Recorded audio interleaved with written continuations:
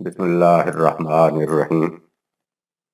علامہ غلام احمد پرویز صاحب کی تصنیف طاہرہ کے نام خطوط۔ طاہرہ کے نام 11واں خط۔ گھر کی چھوٹی چھوٹی باتوں کی اہمیت۔ تمہارے لیے طاہرہ بیٹی، یہ بات فی الواقعہ باعث تعجب ہونی چاہیے کہ قرآن ایک طرف تو زندگی کے بڑے بڑے اہم معاملات کے متعلق صرف اصولی ہدایات پر اتفاق کرتا ہے، لیکن دوسری طرف معاشرہ کی چھوٹی چھوٹی باتوں کی جزیات تک کو بھی خود ہی بیان کر دیتا ہے۔ لوگوں سے ترشروئی سے پیش نہ آؤ، چلا کر نہ بولو، اکڑ کر نہ چلو، کسی کے ہاں جاؤ تو اجازت لے کر گھر میں داخل ہو، مجلس میں یوں بیٹھو، جب کام ہو جائے تو دوسروں کا وقت بیکار باتوں میں ضائع نہ کرو، وغیرہ وغیرہ۔ لیکن عزیزہ، تم نے اس پر غور نہیں کیا کہ زندگی میں ان چھوٹی چھوٹی باتوں کو کس قدر اہمیت حاصل ہے۔ بڑے بڑے معاملات زندگی میں کبھی کبھی پیش آتے ہیں اور عام طور پر ان کا تعلق بڑے بڑے لوگوں سے ہوتا ہے، لیکن معاشرہ کی روزمرہ کی باتیں قدم قدم پر سامنے آتی ہیں اور ہر شخص کو ان سے واسطہ پڑتا ہے۔ زندگی کے کلا کی بنیادیں تو بے شک ان حقائق پر استوار ہوتی ہیں جنہیں قرآن نے اصولی طور پر بیان کیا ہے، لیکن اوپر کی عمارت ان اینٹوں سے تعمیر ہوتی ہے جو روزمرہ کی ان چھوٹی چھوٹی باتوں کے ذرات سے تیار ہوتی ہیں۔ ذرا سوچو کہ ایک شخص کتنا ہی اصول پرست کیوں نہ ہو، اگر وہ ترشرو اور بد اخلاق ہے تو جن لوگوں کو اس سے واسطہ پڑے گا ان کے لیے اس کی اصول پرستی جس قدر باعث رحمت ہوگی، اس سے کہیں زیادہ موجب کلفت اس کی کج خلقی ہوگی۔ ہر شخص اس کے پاس جانے سے گھبرائے گا، وہ کوشش کرے گا کہ اس سے معاملہ ہی نہ پڑے۔ اصل یہ ہے کہ انسانی کیریکٹر کی جھلک ان چھوٹی چھوٹی باتوں ہی سے چھن کر باہر آتی ہے۔ اصول پرستی زندگی کے موٹر میں پیٹرول کی حیثیت رکھتی ہے، اور یہ ٹھیک ہے کہ گاڑی پیٹرول ہی کے زور سے چلتی ہے، لیکن تمہیں معلوم ہے نا کہ سلیم میاں پیٹرول کے ساتھ موبل آئل کا کتنا خیال رکھتے ہیں۔ وہ کہا کرتے ہیں کہ پیٹرول کے ختم ہونے سے زیادہ یہی ہوگا کہ گاڑی رک جائے گی، لیکن موبل آئل کے نہ ہونے سے اس کے پرزے جل جائیں گے۔ اصول پرستی اگر پیٹرول کی حیثیت رکھتی ہے تو یہ چھوٹی چھوٹی معاشرتی جزیات زندگی کی گاڑی میں موبل آئل کا کام دیتی ہیں۔ ان کے نہ ہونے سے پرزوں میں ایسی رگڑ فریکشن پیدا ہوتی ہے جس سے باہمی تعلقات کے نرم و نازک رشتے چل جاتے ہیں۔ پھر یہ بھی سوچو کہ معاشرتی زندگی کی جن چھوٹی چھوٹی جزیات کو قرآن نے بیان کیا ہے، یا ان سے ملتی جلتی دوسری باتیں، کیا ان کی اہمیت محض ہنگامی اور وقتی تھی، یا وہ بھی ابدی حقائق کی طرح مستقل اہمیت رکھتی ہیں؟ کیا بدخلقی اور ترش روئی آج سے 1400 سال پہلے مذموم تھی اور آج وہ قابل تعریف صرف سمجھی جاتی ہے؟ تم دیکھو گی کہ یہ باتیں جس طرح اس زمانے میں اپنی اہمیت رکھتی تھیں، اسی طرح آج بھی اہم ہیں۔ اس لیے ان معاشرتی آداب و اخلاق کا اپنا مقام ہے اور ان کی نگہداشت انتہائی ضروری۔ گھر کی زندگی میں ان باتوں کی اہمیت۔ اس قسم کے معاشرتی ضوابط یوں تو زندگی کے ہر گوشے میں اہمیت رکھتے ہیں، لیکن گھر کی زندگی میں ان کی اہمیت اور بھی زیادہ بڑھ جاتی ہے۔ میرے سامنے کتنے ہی گھرانے ہیں جن میں میاں بیوی یا دیگر متعلقین میں اصولی طور پر کوئی بات قابل اعتراض نہ تھی، لیکن ان چھوٹی چھوٹی باتوں کا نہ خیال رکھنے سے گھر میں سکھ اور سکون نہیں رہا تھا، یا کم از کم میاں بیوی میں وہ بات نہیں رہی تھی جسے قرآن نے مودت اور رحمت سے تعبیر کیا ہے۔ ذرا غور کرو بیٹی کہ جب میاں گھر میں آئے تو اس کی طرف سے مسکراہٹ آمیز سلام اور بیوی کی طرف سے خندہ پیشانی سے اس کا جواب کتنی کلفتوں کو دور اور کتنے غم غلط کر دیتا ہے، یا ایک کی نادانستہ غلطی پر دوسرے کا حقیقی مسکراہٹ سے جواب دینا گھر کی فضا کو کتنے جہنمی شعلوں کی لپیٹ سے بچا کر جنت تر آغوش بنا دیتا ہے۔ یا ایک کی غصے کی حالت میں دوسری طرف سے دھیمی آواز سے جواب کس طرح بھڑکتی آگ پر پانی ڈال دیتا ہے۔ دوسری طرف کسی اختلافی معاملہ پر سنجیدگی سے گفتگو کرنے کی بجائے بیوی کا منہ بسور کر خاموشی سے دوسرے کمرے میں چل دینا دونوں میں کتنی گہری خلیج پیدا کر دیتا ہے۔ یا غلطی کا اعتراف نہ کرنا اور اپنی بات کو حق بجانب ثابت کرنے کے لیے بحث کرتے چلے جانا گھر کی زندگی کو کس قدر سکون فراموش بنا دیتا ہے۔ یہ تو خیر پھر بھی بدخلقی اور ترش روی یا اسی انداز کی چیزیں ہیں۔ میں نے تو یہاں تک دیکھا ہے کہ گھر کی چھوٹی چھوٹی سی باتوں میں بے احتیاطی گھر کی زندگی میں کس طرح بدمزگی پیدا کر دیتی ہے۔ تم نے اپنی ممانی مرحومہ کو تو دیکھا ہوگا، لیکن ان کے گھر کی زندگی کے مطالعہ کرنے کا تمہیں موقع نہیں ملا ہوگا۔ تم بہت چھوٹی تھیں جب ان کا انتقال ہو گیا۔ مرحومہ کے متعلق میں وثوق سے کہہ سکتا ہوں کہ جس چیز کو گناہ یا جرم کہتے ہیں، میں نے ساری عمر میں کوئی ایسی بات ان سے سرزد ہوتے نہیں دیکھی۔ ایسی نیک اور پاک باز زندگی جس کی مثال کم ملے، دیانت اور امانت کی پیکر دل کی اتنی نرم کہ ملازم تک کے پاؤں میں کانٹا چبھ جائے تو وہ رات بھر روتی رہیں۔ سیر چشمی کا یہ عالم کہ اس اللہ کی بندی نے ساری عمر میں کبھی تمہارے ماموں سے یہ نہیں کہا کہ مجھے فلاں کپڑا بنوا دو یا فلاں زیور خرید دو۔ ماموں تمہارے اتنی آمدنی کے باوجود درویشانہ زندگی بسر کیا کرتے تھے۔ میرا مطلب سادہ زندگی سے ہے۔ گھر کی عام ضروریات کے بعد جو کچھ باقی بچتا سب نوع انسانی کی فلاح و بہبود کے تعمیری کاموں میں صرف ہو جاتا، اور وہ ایک اعلیٰ عہدے پر فائز تھے، اور ان کے ہم اثروں کے گھروں میں زندگی کا جو ٹھاٹ باٹ تھا وہ سب کے سامنے تھا۔ موٹریں، کوٹھیاں، نوکر چاکر، جھاڑ فانوس، چمک دمک، زیور، ساڑیاں، غرضے کہ وہ سب کچھ موجودہ دور میں افسروں کی گھر کی زندگی کا جزو لازم قرار پا چکا ہے۔ یہ سب کچھ تمہاری ممانی کے سامنے تھا، اور اس کے مقابلے میں اپنے گھر کی سادہ زندگی جسے تقابل کے لیے غریبانہ زندگی کہا جائے گا، لیکن اس نے کبھی آنکھ اٹھا کر بھی نہ دیکھا، اور لب پر حرف شکایت لانا تو ایک طرف، کبھی دل میں بھی اس کا خیال نہیں گزرا کہ ان کے مقابل میں ہمارا معیار زندگی کیا ہے۔ تم حیران ہوگی کہ مرحومہ کو بہت کم معلوم ہوتا کہ تمہارے ماموں کی تنخواہ کیا ہے، نہ ہی اس نے کبھی اس کے معلوم کرنے کی ضرورت ہی سمجھی۔ سوچو طاہرہ، اس قسم کی عورت آج کہیں دور دور بھی دکھائی دیتی ہے۔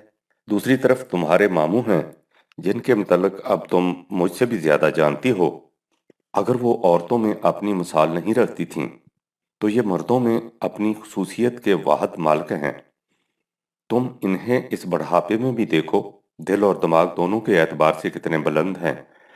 اب ظاہر ہے کہ اگر اس گھر کی زندگی جس میں میاں بیوی اس انداز کے ہوں، جنت کی زندگی نہیں ہوگی تو پھر اس زمین پر جنت اور کہاں مل سکے گی۔ لیکن تم یہ سن کر حیران ہوگی کہ اس کے باوجود اس قسم کی رفاقت کا نتیجہ جس قدر خوشگوار ہونا چاہیے تھا وہ ایسا خوشگوار نہیں تھا۔ اس سے تم کوئی غلط مفہوم نہ لے لینا۔ ان کی رفاقت کی پختگی کا تو تم اس سے اندازہ لگا سکتی ہو کہ اگرچہ مرحومہ کا انتقال اس وقت ہوا تھا جب ماموں ہنوز ادھیڑ عمر کے تھے، لیکن اس کے بعد انہوں نے دوسری شادی کا خیال تک بھی نہیں کیا، اور اس کے لیے وہ کئی بار خود تمہارے سامنے بھی کہہ چکے ہیں کہ میں نے اس لیے پھر شادی نہیں کی کہ مجھے تمہاری ممانی جیسی کوئی دوسری عورت نظر نہیں آئی۔ جو کچھ میں کہنا چاہتا ہوں وہ یہ ہے کہ اتنی خوبیوں کے ہوتے ہوئے گھر کا انداز جس قدر جنت آفریں ہونا چاہیے تھا وہ ایسا نہیں تھا۔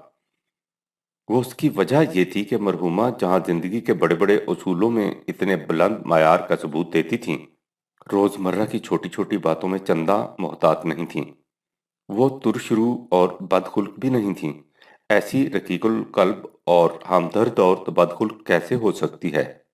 لیکن وہ گھر کی معمولی باتوں میں احتیاط نہیں برتتی تھیں۔ اس کے برعکس ماموں بلند اصولوں کے ساتھ ان چھوٹی چھوٹی باتوں میں بھی بہت محتاط تھے۔ مثلا ماموں وقت کے بہت پابند تھے۔ اب تک تم نے دیکھا ہوگا کہ وہ پابندی وقت کو کس قدر اہمیت دیتے ہیں اور اس کی کتنی شدت سے احتیاط برتتے ہیں۔ لیکن تمہاری مامانی، جیسا کہ ہمارے معاشرے کی عورت کا عام معمول ہے، وقت کا کبھی خیال نہیں کرتی تھیں۔ بات بہت چھوٹی سی ہے، لیکن تم سوچو کہ صبح سے شام تک کتنے مقامات پر ان دونوں کا اسی ایک معمولی نقطہ پر ٹکراؤ ہوتا ہوگا۔ ٹکراؤ سے میری مراد یہ نہیں کہ وہ لٹھ ملٹھا ہو جاتے تھے۔ ٹکراؤ سے میری مراد ذہنی ٹکراؤ ہے، اور تمہارے ماموں جیسے حساس انسان کے لیے اس قسم کا ذہنی ٹکراؤ لٹھ ملٹھا سے بھی زیادہ تکلیف دہ تھا۔ ہم اکثر دیکھتے کہ ان دونوں نے کہیں باہر جانا ہے، ماموں تیار ہو کر باہر کے دروازے میں کھڑے ہیں اور ممانی گھر سے نکلنے کا نام نہیں لیتی۔ پوچھنے پر معلوم ہوتا کہ ممانی کے جوتے کا ایک پاؤں نہیں مل رہا۔ یہ ان دونوں عادتوں کا دوسرا اختلاف تھا۔ ماموں کی زندگی کا یہ انداز کہ ان کی ہر شے اپنی جگہ پر رکھی ہے، اس طرح کہ اگر وہ رات کے اندھیرے میں بھی ہاتھ بڑھائیں تو سیدھا شے مطلوب پر جا کر پڑے۔ اس کے برعکس ممانی کی یہ کیفیت کہ اگر نمکدان مل گیا ہے تو مرچوں والے ڈبے کا پتہ نہیں چلتا، اور اگر سل سامنے رکھی ہے تو اس کا بٹا نہیں ملتا۔ جب گھر میں جاؤ سب سے پہلا فکرہ جو کان میں پڑتا یہی ہوتا تھا کہ ابھی میرے ہاتھ میں تھی، یاد نہیں پڑتا کہاں رکھ بیٹھی ہوں۔ یہ دونوں کی عادت میں تیسرا اختلاف تھا۔ ماموں کے حافظہ کا اب تک یہ عالم ہے کہ راستہ چلتے تمہیں بتاتے جاتے ہیں کہ 30 برس ہوئے یہاں ایک پتھر ہوتا تھا اور وہاں ایک کھمبا، اور ممانی کی بھول کی یہ کیفیت کہ ایک شام میں نے دیکھا کہ توا چولہے پر رکھا ہے اور خود پریشان سی ہیں۔ میں نے پوچھا کیا بات ہے؟ کہنے لگی کہ آج آٹا گوندنا ہی بھول گئی، توا چولہے پر رکھا تو یاد آیا۔ ادھر ماموں کی طبیعت ایسی کہ اگر کھانا ذرا بھی بے وقت ہو گیا تو پھر کچھ نہیں کھاتے تھے۔ ماموں اپنے کمرے سے نکل کر غسل خانے کی طرف جاتے تو ہم دیکھتے کہ انہوں نے چلتے چلتے چارپائی کو ذرا پیچھے سرکا دیا، کرسی کو آگے بڑھا دیا، پردے کو سیدھا کر دیا، بچے کی کتاب اٹھا کر اس کے بستے میں رکھ دی۔ لیکن جب وہ غسل خانے میں پہنچتے تو دیکھتے کہ وہاں صابن ہے، تولیہ نہیں، قمیض ہے تو بنیان نہیں۔ وہ ان باتوں پر طوفان مچا دیتے تھے۔ وہ جانتے تھے کہ بیوی کی قلبی خوبیوں کا پلڑا کتنا بھاری ہے اور اس کی یہ خامیاں غلط تربیت کا نتیجہ ہیں، لیکن انہیں اس سے جس قدر کوفت ہوتی تھی اس کا تو اندازہ لگایا جا سکتا ہے۔ اس سے تم یہ نہ سمجھ لینا کہ تمہاری ممانی پھوڑ تھیں، بالکل نہیں۔ بات صرف یہ تھی کہ ان کی چھوٹی چھوٹی باتوں میں جتنی احتیاط برتنی چاہیے وہ اتنی احتیاط نہیں برتتی تھیں۔ اگر تمہارے ماموں بھی ایسے ہی بے احتیاط ہوتے تو پھر چندہ مذائقہ نہ تھا، لیکن چونکہ ان کی طبیعت مختلف تھی اس لیے اس سے انہیں کوفت ہوتی تھی۔ اگر ممانی تھوڑی سی بھی کوشش کرتیں تو ان باتوں پر قابو پا لینا کچھ دشوار نہ تھا۔ انہیں ایسا کرنا چاہیے تھا۔ اس مقام پر تم نہیں تو تمہاری سہیلیاں ضرور کہتے گی کہ دیکھ لو، پرویز صاحب آخر مرد ہے نا، اس لیے مردوں کی طرفداری کرتے ہیں۔ یہ کہتے ہیں کہ ممانی کو چاہیے تھا کہ وہ اپنے اندر تبدیلی پیدا کر کے اپنی عادات کو ماموں کی عادات سے ہم آہنگ کر لیتیں۔ یہ کیوں نہیں کہا کہ ماموں کو چاہیے تھا کہ وہ ممانی کے دوش بدوش چلنے لگ جاتے؟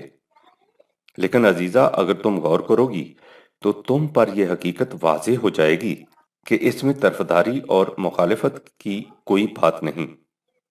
یہ ظاہر ہے کہ ممانی کی بے احتیاطی کوئی اچھی عادت نہ تھی۔ اس کے برخلاف ماموں کا انداز زندگی مستحسن تھا۔ یہ وجہ ہے جو میں نے کہا ہے کہ ممانی کو چاہیے تھا کہ اپنی عادات میں تبدیلی پیدا کر کے اس تصادم کو دور کر لیتیں۔ اگر ماموں بے احتیاط ہوتے اور ممانی با احتیاط تو میں یہی مشورہ ماموں کو دیتا۔ تم پوچھو گی کہ اگر دونوں بے احتیاط ہوتے تو پھر یا تو دونوں باہمی مشورہ سے اپنی عادات میں اصلاح کر لیتے، اور اگر ایسا ممکن نہ ہوتا تو پھر یہ دونوں اسی طرح چلتے جاتے اور ان میں ٹکراؤ پیدا نہ ہوتا۔ لیکن اس قسم کے بے احتیاط گھر کا جو اثر اولاد پر پڑتا ہے وہ ظاہر ہے۔ گھر کی زندگی میں میاں بیوی میں ہم آہنگی نہایت ضروری ہے۔ سب سے پہلے اصولوں میں، اس کے بعد عادات و خصائل کی جزیات میں۔ تمہیں معلوم ہے کہ قرآن نے مومن مرد اور مشرک عورت یا مشرک مرد اور مومن عورت کی شادی سے کیوں منع کیا ہے؟ سورہ 2 آیت 221۔ اس لیے کہ شرک اور ایمان دو متضاد اصول ہیں جو زندگی کی مختلف راہوں کی طرف لے جاتے ہیں، جیسا کہ میں تمہیں پہلے بھی کئی مرتبہ بتا چکا ہوں۔ قرآن اس حقیقت کو واضح کرنا چاہتا ہے کہ متضاد نظریات زندگی رکھنے والے مرد اور عورت کبھی دو کال یکجان ہو کر ازدواجی زندگی بسر نہیں کر سکتے۔ اگر اس قسم کے متضاد اصول رکھنے والے رشتہ ازدواج میں منسلک ہو جائیں تو ان کی زندگی جہنم کی زندگی بن جائے گی۔ وہ کہتا ہے کہ اس قسم کے رشتہ کو روا رکھنے والے اولئک یدعون الی النار، تمہیں جہنم کی دعوت دیتے ہیں، واللہ یدعو الی الجنۃ والمغفرۃ باذنہ، سورہ 2 آیت 221۔ اور اللہ اپنے حکم کی روح سے تمہیں اس زندگی کی طرف دعوت دیتا ہے جس میں جنت کی خوشگواریوں اور تباہیوں سے حفاظت کا سامان ہے۔ تم نے غور کیا طاہرہ کہ طبیعتوں کے انجوڑ رشتوں کو خدا کس طرح جہنم کے عذاب سے تعبیر کرتا ہے؟ یہ تو پھر بھی شرک اور توحید کا فرق ہے۔ جو زندگی کی یکسر متضاد راہیں ہیں، قرآن اس باب میں یہاں تک کہتا ہے کہ الخبیثات للخبیثین والخبیثون للخبیثات، خبیث عورتیں خبیث مردوں کے لیے ہیں اور خبیث مرد خبیث عورتوں کے لیے۔ اس کے برعکس والطیبات للطیبین والطیبون للطیبات، سورہ 24 آیت نمبر 26۔ طیب عورتیں طیب مردوں کے لیے ہیں اور طیب مرد طیب عورتوں کے لیے۔ خبیث اور طیب قرآن کی بڑی جامع اصطلاحیں ہیں۔ ان میں قلب و نگاہ کی خباثت و لطافت سے لے کر عادات و خصائل کی ناخوشگواری و خوشگواری تک سب کچھ شامل ہے۔ وہ میاں بیوی کی یکرنگی و ہم آہنگی کو بنیادی شرط قرار دیتا ہے۔ وہ جہنمی کو جہنمی کے ساتھ باندھتا ہے اور جنتی کا دامن جنتی کی چولی کے ساتھ ٹانکتا ہے۔ لہٰذا ازدواجی زندگی کو جنتی بنانے کے لیے ضروری ہے کہ میاں میں جتنی اچھی عادتیں ہوں بیوی انہیں اپنے اندر پیدا کر لے، اور بیوی میں جتنی خوشگوار باتیں ہوں میاں اپنے آپ کو ان سے ہم آہنگ کر لے۔ اس باب میں روزمرہ کی چھوٹی چھوٹی باتوں پر خاص طور پر توجہ دینے کی ضرورت ہے۔ ہمارے ہاں کے برخود غلط مردوں کو تو چھوڑیے، ان کے دماغ پر چونکہ یہ خناس سوار ہے کہ مرد عورتوں پر بہرحال غالب اور حاکم ہے، اس لیے وہ بیوی کی اچھی عادتوں کی تقلید میں بھی اپنی ذلت سمجھتے ہیں۔ لیکن ہمارے ہاں کی عورتوں کی بھی یہ حالت ہے کہ وہ محض طبیعت کے تساہل سے اپنے اندر کوئی تبدیلی نہیں پیدا کرنا چاہتی، اور جب کبھی ان سے میاں کچھ کہے تو وہ منہ بنا کر کہہ دیتی ہیں کہ ہم تو اچھی بری جیسی بن گئیں ویسی ہی رہیں گی۔ آپ کے مطلب کی بیویاں ولایت سے ملیں گی، وہاں سے لے کر آئیے۔ تم سوچو بیٹی کہ یہ ذہنیت کس قدر خراب ہے اور اس قسم کی احمقانہ باتیں کتنے تباہ کن نتائج پیدا کرتی ہیں۔ جب میاں بیوی کا رشتہ جسم اور لباس کا سا ٹھہرا، ہن لباس لکم وانتم لباس لہن، سورہ نمبر 2 آیت 187، تو پھر ان کے لیے ایک دوسرے کے مطابق ہونا ضروری ہے۔ وہ لباس ہی کیا جو بدن پر فٹ نہ آئے۔ اب تم سمجھ گئیں کہ قرآن روزمرہ کی چھوٹی چھوٹی باتوں پر اس قدر زور کیوں دیتا ہے اور گھر کی زندگی میں ان باتوں کی اہمیت کس قدر ہے۔ اچھا، خدا حافظ۔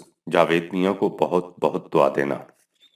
ہاں، سننا اس خط کو کہیں ماموں صاحب نہ دیکھ پائیں، وہ ممانی مرحومہ کے خلاف کسی سے ایک لفظ بھی سننے کے لیے تیار نہیں۔ کیسی بلند خصائل تھی وہ محترم خاتون اور کتنے پاکیزہ مزاج ہیں یہ ان کے میاں، اب ایسے لوگ کہاں سے ملیں گے؟ پرویز، جولائی 1956